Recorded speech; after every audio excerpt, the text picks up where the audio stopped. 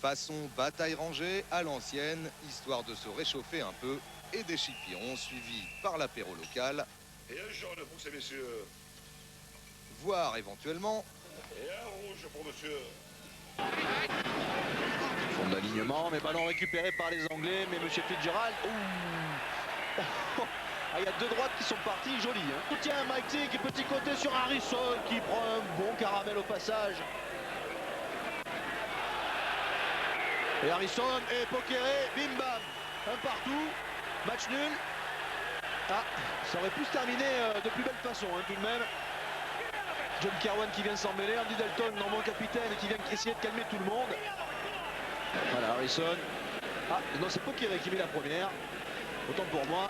Ouh, oh, et derrière, Marc Shaw qui met une... Santa Marina.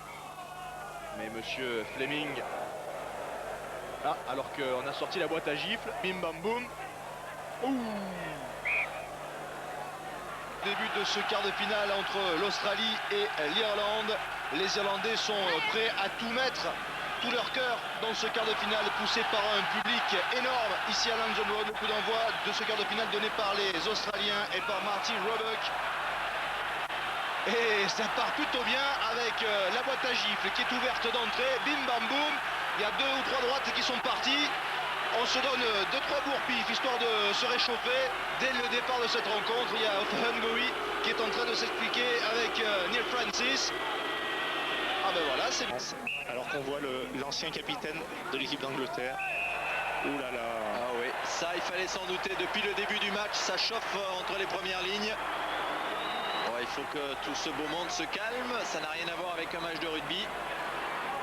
Ah là ça chauffe un peu. Hein. Ah mais depuis le début du match, on a senti que ça pouvait partir à n'importe quel moment.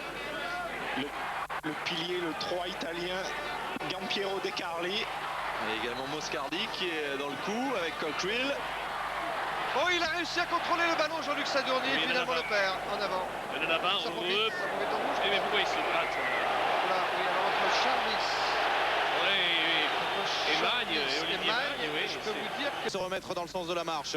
Avec le relais maintenant de Sébastien Viars qui a du soutien, celui de Troncono ou qui a pris un énorme... Il a dit laissez-moi la glace encore un petit peu. Oh là là là là là là là, très mauvais geste de rien à dire, hein. Tout le monde a vu. L'international genre. Oui, Pichotte qui vient commenter. On s'explique un petit peu entre Colin Charvis. Ah, ça chauffe.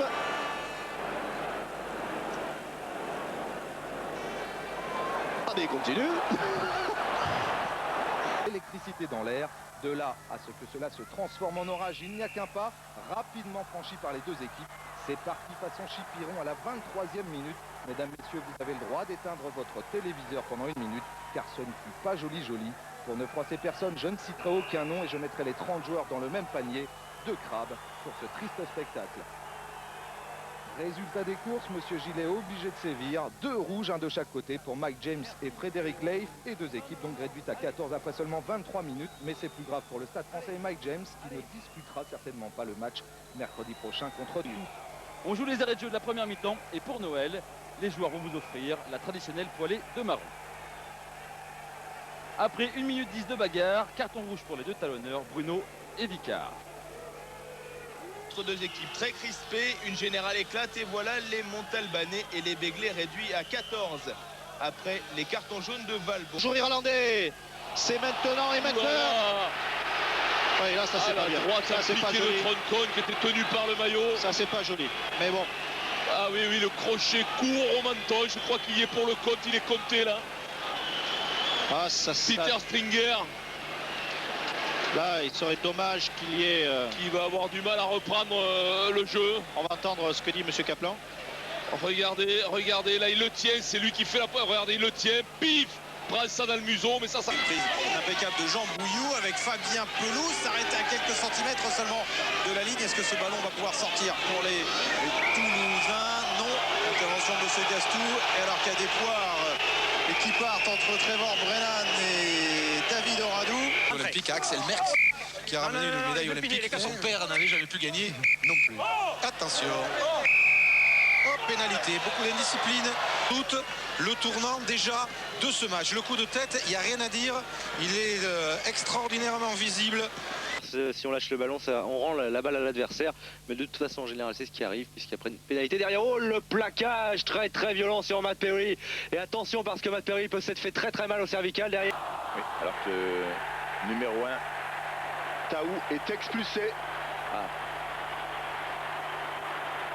Certainement sur la bagarre qui a suivi, qui a eu un problème avec Taou.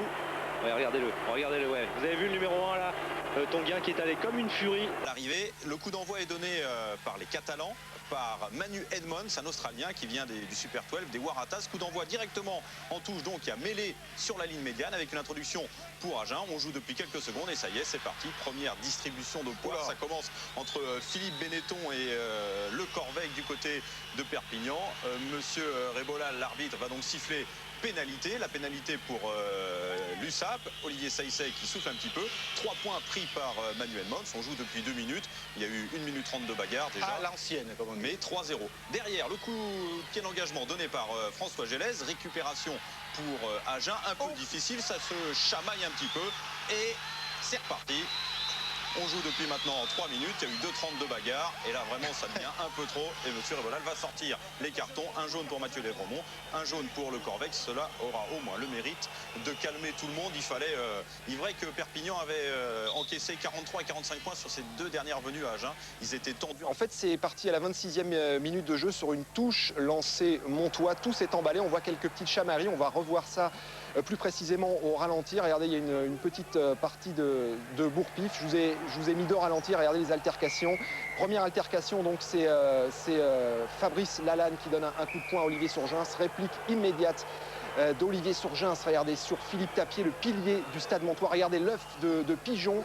Et Philippe Tapier qui est extrêmement énervé, fou furieux, il se fait retenir par ses coéquipiers. Et là, il voit sur le banc de touche Olivier Surgins et il se précipite. Et là, qui pour l'arrêter? Regardez Frédéric Torossian, l'entraîneur adjoint de la section paloise qui y va en avançant.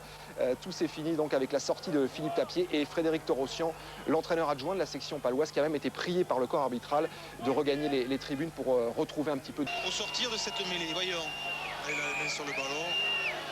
L'arbitre, donc, comme je vous le disais, un siffle. Et regardez, là, Mickaël Forest est en train de refaire ses lacets quand Luc Laforgue vient lui parler à l'oreille, il lui balance un coup de poing. Julien Bonner, qui a tout vu, arrive à la rescousse.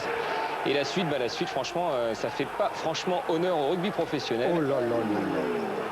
Parce que même, vous allez voir même des spectateurs, Samson Mélo, en haut à gauche, près de la main courante, regardez. Voilà, donc Luc Laforgue est... Lancé Ibanez, ballon gagné par les Toulonnais avec Michel Perrier. Un bon regroupement, on se structure bien, on avance. On distribue aussi.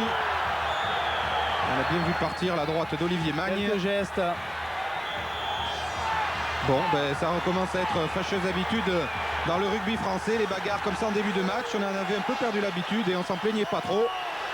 Et que les matchs soient télévisés ou pas, eh bien on reçoit Dacroix qui rappelait que Pascal Béraud avait été blessé l'an dernier par les Toulonnais. Et là on a bien vu partir la... Avec Mignoni, Castagnène.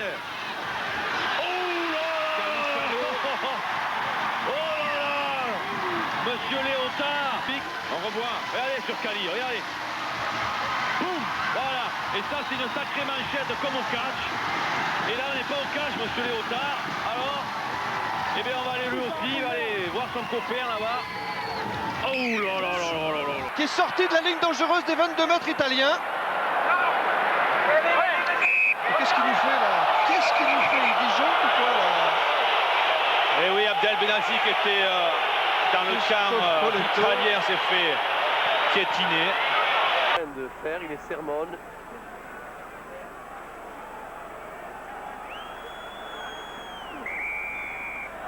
Allez voilà, et bien voilà.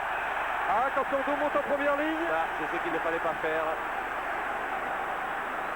Voilà, maintenant les Français perdent leur contrôle. Et avec l'expérience internationale acquise depuis de nombreuses années, évidemment les Anglais vont provoquer cette jeune équipe de France. Alors maintenant, attention, c'est Vincent Moscado qui se fait appeler par Monsieur Eddy. Vincent Moscato qui a dégoupillé. Oui, ça c'est pas bien du tout. Et Vincent Moscato qui se fait sortir par l'arbitre. Emmené par expulsés. Philippe Saint-André. C'est la deuxième fois dans l'histoire du rugby que deux joueurs se font sortir.